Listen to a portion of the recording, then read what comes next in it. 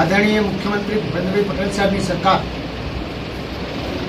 સખત કાયદો અને વ્યવસ્થા અને કોઈપણ આતંકવાદી પ્રવૃત્તિ ના થાય એના માટે હંમેશા જાગૃતિથી સરકાર કામ કરી રહી છે. આજે ખરેખર એટીએસની ટીમને ખૂબ દિલથી અભિનંદન આપું છું કે સમગ્ર ગુજરાતની અંદર ક્યાંય પણ જેવા આતંકવાદી હોય એ બધાને ઝડપતા હોય છે. અને અત્યારે સિદ્ધપુરમાં જે પ્રકારની પ્રવૃત્તિ ચાલી રહી હતી અને પ્રવૃત્તિમાં 3 અને 4 કુલ 7 જણા સિદ્ધપુર મત વિસ્તારની અંદરથી આજે પકડાના છે.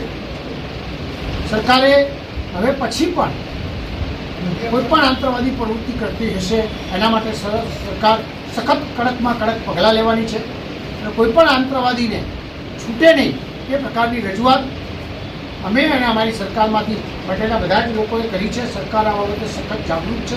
હું ખૂબ સંઘવી સાહેબને પણ અભિનંદન આપું છું અને પોલીસના કર્મચારી ભાઈઓએ જે કામ કર્યું છે એમને અભિનંદન આપું છું અને કહું છું કે સિદ્ધપુરના તમામ લોકો તમારી પડખે છે.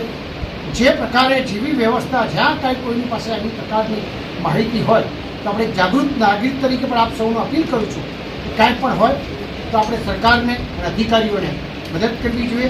આપ સૌને આ પ્રસંગે વિનંતી છે અને આ પ્રકારની પ્રવૃત્તિને ફરીથી ના થાય અને સરકાર આમાં કડકમાં કડક પગલાં લે એ પ્રકારની પોલીસ જ્યારે કામ કરી રહી છે ત્યારે ખૂબ અભિનંદન આપું છું.